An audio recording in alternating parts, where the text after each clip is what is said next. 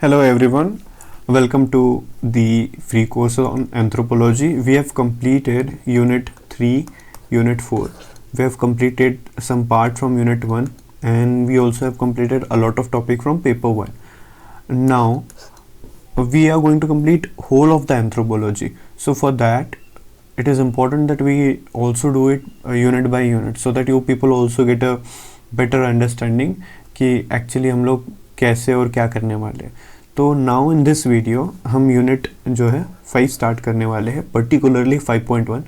इसमें से हम स्टार्ट करेंगे बेसिकली इंडियन विलेज और उसके इंट्रोडक्शन के बारे में. उसके बाद हम सिग्निफिकेंस देखेंगे विलेज स्टडीज़ का क्या है इंडिया में. उसके बाद हम एक छोटा सा टॉपिक करेंगे Indian village as a social system. ठीक है. उसके बाद हम सेकेंड वीडियो में जो है ये जो ट्रेडिशनल एंड चेंजिंग पैटर्न है इसको डिस्कस करेंगे और इंटरकास्ट रिलेशंस जो है वो देखेंगे. थर्ड वीडियो में हम ये दो टॉपिक करेंगे, agrarian relation in Indian village and impact of globalisation on Indian village. Now एक वीडियो बहुत लंबा हो जाता है, सो बेसिकली हम 3 वीडियोस में इसको डिवाइड करते हैं और 5.1 भी कंप्लीट हो जाएगा, जैसे 4 और 3 यूनिट कंप्लीट हो चुका है. सो इसके बाद हम लोग जैसे सिस्टमेटिकली एवरी वीक हम 7-8 वीडियोस जो है एवरीडे बेसिस पे अपलोड करेंगे. तो जैसा आपका रेगुलर स्टडी है आप वो कंटिन्यू करिए जीएस का, और जितने वीडियोस यहाँ पे आते हैं ये वीडियोस आप जो है आपका एंथ्रो का जो नोट्स है उसको रिवाइज कर लीजिए. क्योंकि देखिए I am also referring a lot of source, बहुत सारे सोर्सेज यूज़ करो, उसमें से जो बेस्ट है वो आपको यहाँ पे जो है दिया जाएगा. ठीक है. आप प्रीवियस ईयर क्वेश्चन पेपर निकाल लीजिए और उसको आपको अच्छे से करना है. And then without wasting a time अभी हम लोग टॉपिक स्टार्ट कर देते हैं. So Indian village. ठीक है. सबसे पहले जब आप इंडियन विलेज के बारे में सुनते हो तो आपके मन में एक टिपिकल इमेज आती है इंडियाज़ विलेज की कि कहीं एक आइसोलेशन में एक एरिया होगा, लिमिटेड नंबर ऑफ पीपल होंगे, स्पेस काफ़ी ज़्यादा होगा, डोमेस्टिक एनिमल होंगे, फार्म एरिया नियर बाय होगा, ओवर डिपेंडेंस होगा एग्रीकल्चर पे और बहुत सारी चीज़ें. ठीक है. सिंपल टेक्नोलॉजी होगी, इकोनॉमी भी सिंपल होगी, इंटरपर्सनल रिलेशंस ज़्यादा होंगे. जैसे अभी ये ऑनलाइन थ्रू में कनेक्ट हो रहा हो, वहाँ पे ऐसी ज़रूरत नहीं होती, आप सीधा एक दूसरे से कनेक्टेड हो सकते हो. बाय नेम आप बहुत लोगों को जानते हो. यूजुअली अगर आप दिल्ली या कोई और मेट्रोपॉलिटन में जाओगे तो आपको पता नहीं होता कि आपके नीचे के फ्लोर में जो रहते हैं उनका नाम आपको पता नहीं हो. So in village you know everything by name, right. सारी चीज़ें आपको पता होती है. तो गांधी जी ने के बारे में आपने एक बहुत फेमस चीज़ सुनी होगी, उन्होंने कहा है कि India lives in her village करके, but that is not exactly उन्होंने ये कहा था. उन्होंने कहा था कि India is not Bombay, Calcutta, ठीक है, और Delhi for that matter. India lives in her 700 villages. India lives in her 700 villages. ये कहा था गांधी जी ने. उसके बाद अगर हम सेंसस पे जाते हैं, अगर देखिए इंडियन विलेज बहुत इंपॉर्टेंट टॉपिक है, ये डेटा इंपॉर्टेंट है आपके लिए. अगर सेंसस 2011 पे जाते हैं तो 6,38,596 टोटल विलेजेस थे. And if we go inhabited, these were the total number of villages. यहाँ पे total inhabited, how many people were there? So 5,93,731 in villages में लोग इनहेबिट कर रहे थे. ये हम इंडिया के बारे में अगर हम बोलते हैं तो 68% पॉपुलेशन जो है इंडिया की, 68% पॉपुलेशन, अगर हम न्यूमेरिकल टर्म में देखें तो 84 करोड़. अगर अभी आप पकड़ लो, अभी इसको भी 140 के पास हम लोग पहुंच रहे, तो ये कोई कि 90 करोड़ तक तो है कि ये पॉपुलेशन जो है विलेजेस में रहती है. अगर वही हम स्कैंडिनेविया कंट्रीज़ के बारे में देखते हैं, स्कैंडिनेवियन कंट्रीज़ क्या है, आप जो वीडियो में मेरे को नाम लिख के यहाँ पे बताइए कि स्कैंडिनेवियन अगर मैं कंट्री कहता हूँ तो मैं कौन सी कंट्रीज़ के बारे में बात करता हूँ. तो वहाँ पे सिर्फ 12 से 13% जो पॉपुलेशन है वो रूरल इंडिया में रहती है. Only 12 to 13% of the population resides in rural India. अगर हम चार्ल्स मेटकाफ के बारे में अगर देखते हैं तो उन्होंने जो फेमस एक लाइन थी कि इंडियन विलेजेस आर स्मॉल और लिटिल रिपब्लिक, ये बहुत फेमस जो है एक सॉर्ट ऑफ कहना था इनका, चार्ल्स मेटकाफ का. तो उन्होंने इंडिया के विलेज को कहा था लिटिल रिपब्लिक. ठीक है. ये चार्ल्स मेटकाफ ने कहा था. अब हम सेकंड टॉपिक पे आते हैं. ठीक है. इसमें से जो टोटल है इसमें से सिग्निफिकेंस पे. अभी हमने इंडियन विलेज के बारे में बेसिकली डिस्कस कर ली कि कितने विलेजेस है. आपका इंट्रोडक्शन अगर इंडियन विलेज पे आता है तो कंप्लीट है कि गांधी जी ने क्या कहा था, सेंसस का डेटा क्या कहता है और पॉपुलेशन वाइज क्या कहता है। अब हम सिग्निफिकेंस देखते हैं। सिग्निफिकेंस में आपको विलेज क्या होता है ये समझ में आ जाएगा। तो अभी अगर हम सिग्निफिकेंस देखते हैं कि विलेज, इंडियन में विलेज का कंट्रीब्यूशन क्या है, तो इस सबसे पहले होता है कि हमको सोशल स्ट्रक्चर समझने में बहुत मदद मिलती है। Like we can understand social system, social structure in a better way when it comes to villages. Then ये बेसिकली एम एन श्रीनिवास है, ठीक है। एम एन श्रीनिवास जी ने जो है स्टडी करी थी, ठीक है। तो उस स्टडी में उन्होंने ये जो सिग्निफिकेंस है ये मेंशन किया है, जैसे कि विलेज का क्या सिग्निफिकेंस है। तो एम एन श्रीनिवास कहते हैं कि सबसे पहले इकोनॉमिक सिग्निफिकेंस। आपको पता होगा कि विलेजेस जो है वो एक बेसिक, आप देखेंगे कि परचेसिंग पावर भले ही उनमें कम होती है but they are primarily the driver of growth, क्योंकि इतना 68% अगर पॉपुलेशन वहाँ पे रहती है, अगर ये पॉपुलेशन एक बेसिक कंजम्पशन भी करती है तो भी this population is capable of driving a lot of resources and everything. This is the economic significance. जैसे कि आपको पता होगा कि कोविड के टाइम पे जो फाइनेंशियल बूस्ट दिया था वो मेनली विलेजेस में दिया था, डायरेक्ट बेनिफिट ट्रांसफ़र हो या फिर मनरेगा थ्रू वेजेस हो। तो ये मोस्टली इकोनॉमिक जो एक्टिविटी है, स्टिमुलस अगर ग्राउंड लेवल पे देना है तो ये स्टिमुलस जो है विलेजेस में देते हैं। उसके बाद सोसाइटी, तो सोसाइटी में फ़िलहाल स्टेटस क्या है, लाइक बहुत सारे सोशल इवल्स प्रेजेंट होते हैं एज ऑफ नाउ इंडिया में। तो सोसाइटी में मतलब पर्टिकुलरली इंडियन विलेज में हमें वो चीज़ सीखने को मिलती है कि अभी स्टेटस क्या है उस चीज़ का, अभी डाउरी कम हो रही है, ट्रेंड्स क्या चल रहा है, सती में क्या चल रहा है, अनटचेबिलिटी में क्या चल रहा है एक्सेट्रा। ये सारी चीज़ें जो है हम इसमें करते हैं। उसका सोशल डेवलपमेंट, देखिए विलेजेस जो है ना उसको कहते हैं कि social capital bank, social capital bank. इसको ऐसे समझिए कि villages are the people left in the country जहाँ पे humanity you will find in comparatively more manner. तो that is the social development. वहाँ पे भले इकोनॉमिक डेवलपमेंट कम हुई हो बट सोशल डेवलपमेंट काफ़ी ज़्यादा हुई है। उसके बाद वैल्यूज़, इंडिया में जो वैल्यूज़ है, वैल्यू सिस्टम अगर कल्चर है, अभी अगर आप मेट्रोपॉलिटन में रह रहे हो तो आपने देखा होगा कि आप बहुत से फेस्टिवल आपकी मम्मी वगैरह सेलिब्रेट करते होंगे, उससे डबल फेस्टिवल्स विलेजेस में होते हैं, छोटे छोटे फेस्टिवल्स भी सेलिब्रेट होते हैं। And may be in coming generation कुछ 10-12 फेस्टिवल छोड़ दिए जाएंगे तो हम ज़्यादा याद भी नहीं रख पाएंगे। सो विलेज इज़ समथिंग जहाँ पे ये सारी वैल्यू सिस्टम वगैरह जो है प्रिजर्व करके रखिए। उसके बाद अगर आप मनरेगा के बारे में सोचें तो ये ड्राइवर ऑफ द ग्रोथ है, क्योंकि यहीं पे विलेजेस में 68% पॉपुलेशन है, इनके पास आप डीबीटी कर दो, डायरेक्ट बेनिफिट ट्रांसफ़र कर दो, तो जो ग्रोथ है वो डेफिनेटली ऊपर जाएगी, जो डिमांड है ऊपर जाएगी। उसके बाद 68% पॉपुलेशन वहाँ पे है। उसके बाद वेलफेयर पॉलिसी, इसका जो मेन टारगेटेड एरिया होता है वो जो है विलेज होता है। जैसे कि 75% पीडीएस का जो है एरिया वो विलेजेस में है, ठीक है। वेयर एज यही एरिया अराउंड थोड़ा कम हो जाता है अर्बन लोकेलिटी में। उसके बाद डेवलपमेंटल वर्क, अभी अगर हम सिटीज़ वगैरह देखते हैं तो वो अपनी एक रीच, एक हाइट तक पहुंच चुके हैं। उससे ज़्यादा डेवलपमेंट मतलब डिज़ास्टर होता है। For example Delhi, for example Mumbai, Chennai, ये बड़ी बड़ी सिटीज़ है। अभी the cities have grown significantly, the cities have grown and now वो एक हैपहज़ार्ड ग्रोथ हो गई है। हेंस अभी अगर आगे डेवलपमेंट करनी है तो मोस्टली जो है विलेजेस आते हैं। अगर आपको पता होगा तो अभी रिसेंटली जो ट्रेंड है लास्ट डेकेड में, तो टीयर 2 एंड टीयर 3 सिटी में ज़्यादा इस्टेब्लिशमेंट हो रही है, factories and and businesses as compare to cities, because cities में congestion, road problem, traffic, pollution, cost of living बहुत ज़्यादा बढ़ जाना, ये सारी चीज़ों के कारण जो कॉस्ट ऑफ इनपुट है वो बहुत ज़्यादा बढ़ जाता है। इसीलिए मुश्किल होता है सिटीज़ में सस्टेन करना, इसलिए पीपल टीयर 2 टीयर 3 सिटी पे मूव कर रहे हैं। डेवलपमेंटल प्रोजेक्ट, पावर प्लांट डालना है, ठीक है, कोई भी हो, न्यूक्लियर हो, हाइड्रो हो, तो मोस्टली विलेज के पास डालता है। ऐसे कभी हमने सुना नहीं होगा कि गंगा नदी पे, यमुना नदी पे जो है अभी पानी उसको ब्लॉक करेंगे, उससे के कारण आधी दिल्ली डूब गई, ऐसा तो नहीं होता। ये केन बेतवा प्रोजेक्ट में ही होता है कि साइड के लोग वॉइसलेस पीपल होते हैं तो उनको बेसिकली आप दबा सकते हो।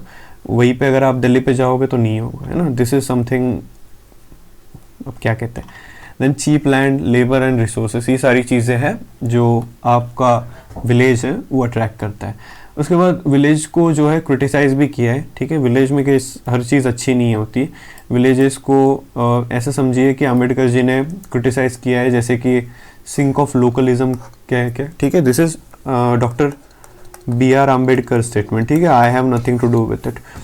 इन्होंने क्रिटिसाइज किया है विलेज को as a sink of localism. Localism आपको पता है। उसके बाद कम्युनलिज्म। कम्युनलिज्म मतलब समझिए कि मेरी कम्युनिटी का इंटरेस्ट आपकी कम्युनिटी के इंटरेस्ट से मोस्टली एंटागोनाइज है। ऐसा नहीं कि दोनों के इंटरेस्ट सेम है, we have different interest. Sometimes ऐसे भी हो सकता है कि हमारे इंटरेस्ट जो होंगे वो कोलैप्सिंग होंगे, मतलब कॉन्फ्लिक्ट में होंगे। सो दैट इज ऑल्सो इट। उसके बाद सोशल इवल्स, बहुत सारे, अनटचेबिलिटी, ठीक है, वुमेन पे अब्यूज़, रेप्स, ये चीज़ें बाहर नहीं आती है पर्टिकुलरली रेप्स वगैरह, बट होते तो उधर वहाँ पे भी है। उसके बाद वोट बैंक पॉलिटिक्स। उसके बाद this dominant individuality, then mafia, this goonda raj etcetera. This is something village उसके लिए बेड लाइक रोड का काम करता है या फिर बेड का काम करता है। उसके बाद नैरो माइंडेडनेस एंड इग्नोरेंस, ये कुछ नेगेटिव एस्पेक्ट है इंडियन विलेज के according to doctor B.R. Ambedkar. And gender related crimes. उसके बाद types of village study, third topic आता है कि विलेज स्टडी। तो देखिए इसमें हम कौन कौन से एस्पेक्ट का स्टडी करते हैं, social aspect, political aspect, economic aspect और कल्चरल एस्पेक्ट। तो इसमें क्या क्या होता है, जैसे कि सोशल स्टडी में क्या होता है कि अभी फ़िलहाल जो सोशल अपना ह्यूमन रिसोर्स है, तो सोशल रिसोर्स कहाँ तक पहुँचा है, ठीक है।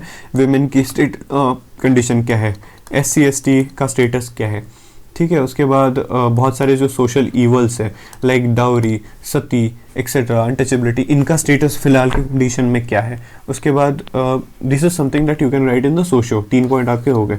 पॉलिटिकल में जैसे कि डेमोक्रेसी, ग्रास रूट डेमोक्रेसी है। उसके बाद पॉलिटिसाइजेशन जो है बहुत सारा हो गया। उसके बाद गेटोइजेशन, ठीक है।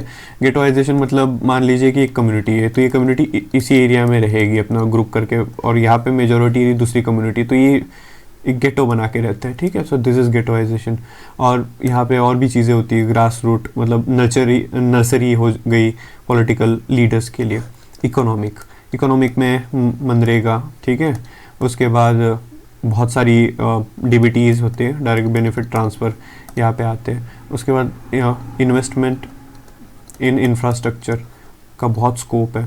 उसके बाद कल्चर, उसमें फोक में टेल्स आती है, ठीक है। उसके बाद फोक सॉन्ग्स आते हैं, फोक डांस आता है, ठीक है, फेस्टिवल्स आते हैं एक्सेट्रा। सो अभी आपको बेसिकली समझ गया होगा कि विलेज स्टडीज़ किस किस टाइप की होती है और कौन कौन से एस्पेक्ट हम इसमें कवर करते हैं। अब विलेज स्टडीज़ अगर इंडिया में हम लोग डिस्कस करते हैं, तो ये सबसे पहले विलेज स्टडी जो स्टार्ट करी थी वो थी रॉबर्ट रेडफील्ड ने। ये फर्स्ट थे, इन्होंने स्टार्ट किया था मेक्सिको में, right. I am not able to recall the name of that village, but इन्होंने मेक्सिको में सबसे पहले विलेज स्टडी जो है स्टार्ट करी थी। अगर आपको याद होगा, LP विद्यार्थी, इन्होंने ट्राइब, कास्ट, कंटिन्यूम, ठीक है, इस चीज़ पे उनका एक सिग्निफिकेंट कंट्रीब्यूशन दिया था। तो ये फोक अर्बन कंटिन्यूम से आया था। फोक अर्बन कंटिन्यूम रॉबर्ट रेडफील्ड ने जो है दिया था। उसका LP विद्यार्थी सिग्निफिकेंटली इन्फ्लुएंस्ड थे इनके पर्सनैलिटी से। अगर हम 1861 के बारे में बात करते हैं, तो यहाँ पे H मैन, ठीक है, स्पेलिंग आप देख लीजिए, MAINE, ठीक है। तो H मैन ने एक बुक लिखा था एंशिएंट लॉ करके, ठीक है, 1861 में। तो that is one of the first book on village study in India, जिसमें उन्होंने कम्प्लीटली विलेज के बारे में, विलेज की सोशो इकोनॉमिक स्टेटस के बारे में मेंशन करा था। उसके बाद आप इनको जानते हैं, इनका नाम है विलियम वाइजर, ठीक है। इन्होंने एक बुक लिखा था हिंदू जजमानी सिस्टम, हमने ये कवर कर लिया है तो आपको याद होना चाहिए। उसके बाद सेकंड इन्होंने लिखा था बिहाइंड द मड वॉल्स, ठीक है, बिहाइंड द मड वॉल, ये इन्होंने सेकंड जो है बुक लिखा था। This is first and this is second, तो आपको ये बाय हार्ट तो याद होना चाहिए ये चीज़। उसके बाद अगर हम विलेज स्टडीज़ पे स्कॉलर्स का नाम देखते हैं, तो मैंने आपको अमेरिकन एंथ्रोपोलॉजिस्ट और ब्रिटिश एंथ्रोपोलॉजिस्ट का एक लिस्ट दिया था। इंडियन विलेज स्टडी में और ट्राइबल स्टडीज़ में दोनों स्कॉलर्स का बहुत ज़्यादा रोल है। आप यहाँ पे देखेंगे, आप इनको बाद में जो है सेट कर लीजिए। McKim Marriott, Morris Opler, David Mandelbaum and Oscar Lewis, तो ये हो गए। उसके बाद इंडिया में M N. Srinivas, L P. Vidyarthi, S C. Dube, D N. Majumdar, ठीक है, एक्सेट्रा। इन्होंने सिग्निफिकेंट अमाउंट ऑफ टाइम दिया है अपनी लाइफ का in order to study the village studies. अगर हम कुछ बुक्स के बारे में देखेंगे, ये आपको याद होनी चाहिए, क्योंकि विलेज स्टडी पे अगर कोई क्वेश्चन आता है तो this is one of the thing आपको लिखना ही है। जैसे मैंने बताया था, स्कॉलर, ठीक है, उसके बाद बुक, उसके बाद कॉन्सेप्ट, ठीक है, प्रोकॉन, कॉज इफेक्ट, ठीक है, कंक्लूजन, उससे पहले वे फॉरवर्ड एंड फिर कंक्लूजन, ठीक है।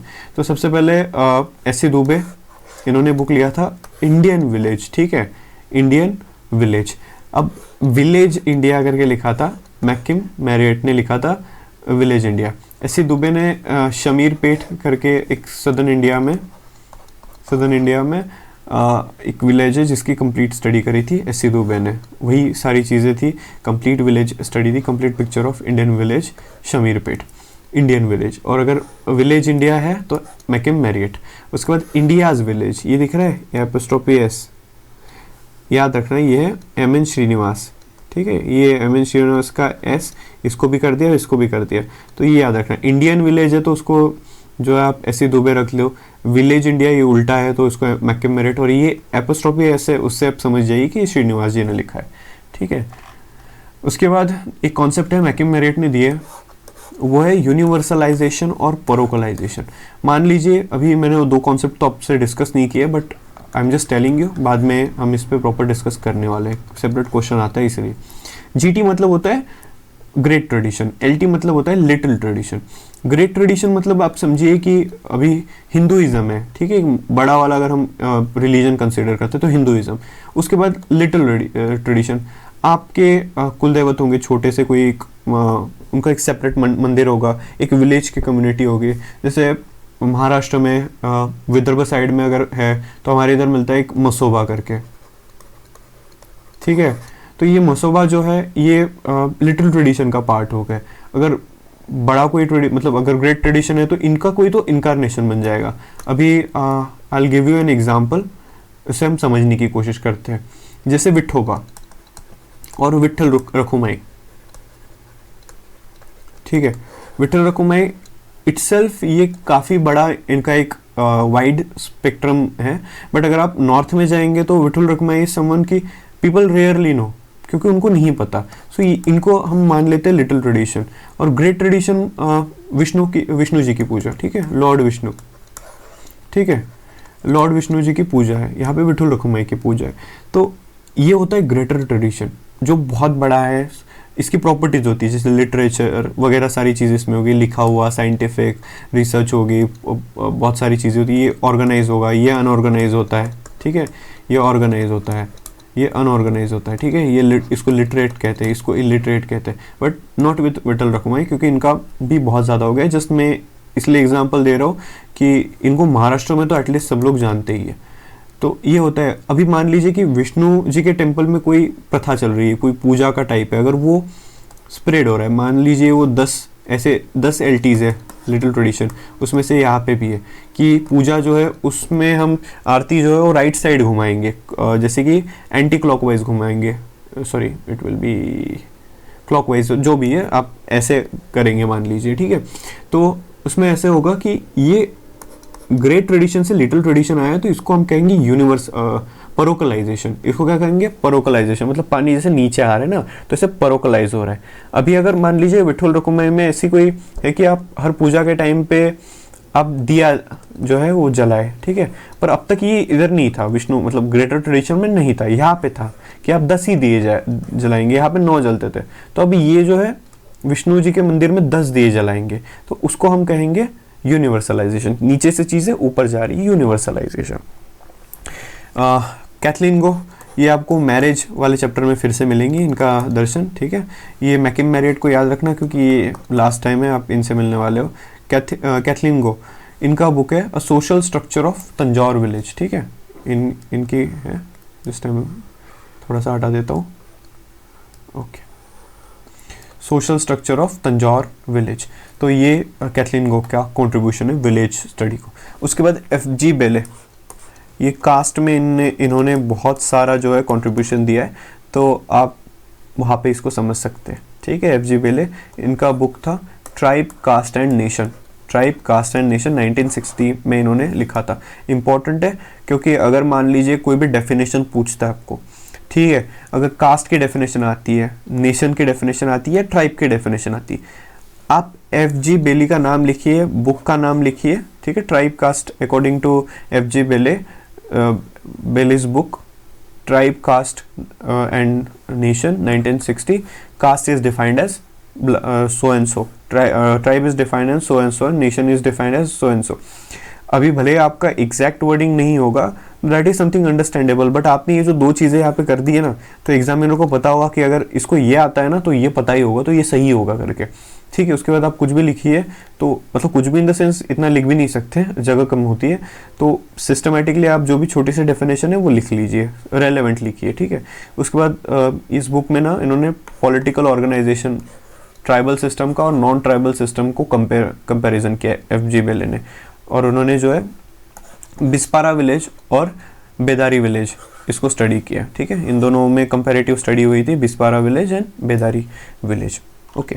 फिर एम.एन. श्रीनिवास, इनका सिग्निफिकेंट कंट्रीब्यूशन है, इन्होंने इंडिया के विलेज को हॉरिजॉन्टल एंड वर्टिकल एंटिटी कहा है। अब इसका मतलब क्या होता है ना, सिंपल चीज़ है कि इसका मीनिंग क्या होता है।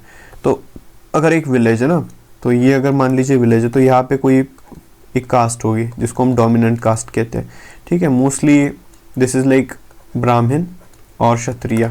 उसके बाद फिर यहीं पे दोनों रहेंगे, फिर यहाँ पे आते हैं वैश्य और यहाँ पे आएंगे शूद्र, ठीक है। तो ये होता है विलेज का बेसिक पैटर्न।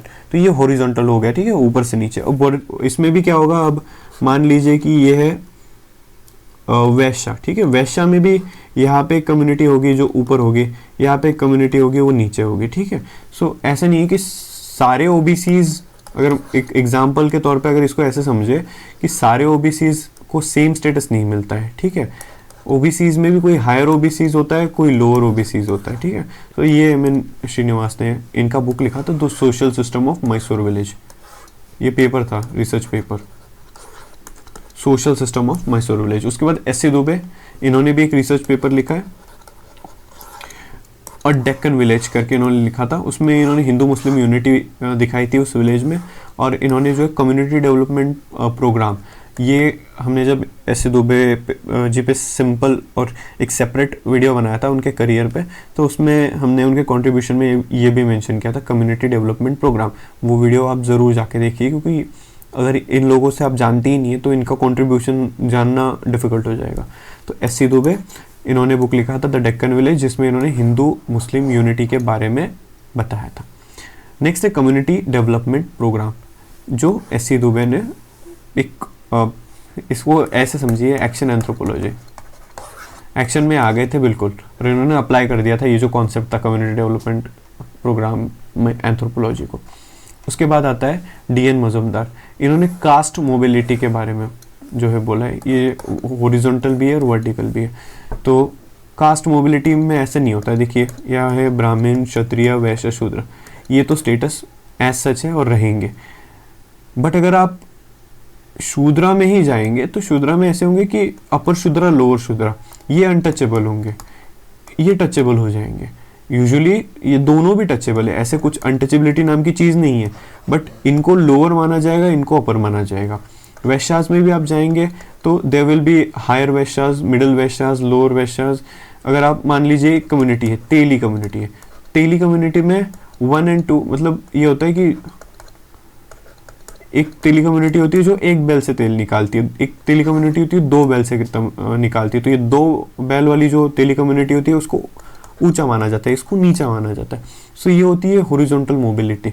उसके बाद जैसे बहुत सारी मेथोडोलॉजीज होती है, वॉरफेयर हो गया, सर्विंग हो गया, सेंसस मैनिपुलेशन हो गया, इस सारी चीज़ों से जो है अपनी कास्ट, रिलीजन, सब चीज़ जो है बदल सकती है। इंडिया में everything is possible, so caste mobility is possible. Pseudo tribalism में हम कास्ट जो है नीचे ले आते हैं, जैसे कि मराठास, ठीक है, मराठास ये रिजर्वेशन की डिमांड कर रहे हैं अभी महाराष्ट्र में, ठीक है। जाट्स ये भी रिजर्वेशन की जो है डिमांड कर रहे हैं। तो ये बेसिकली क्या होता है, कास्ट मोबिलिटी।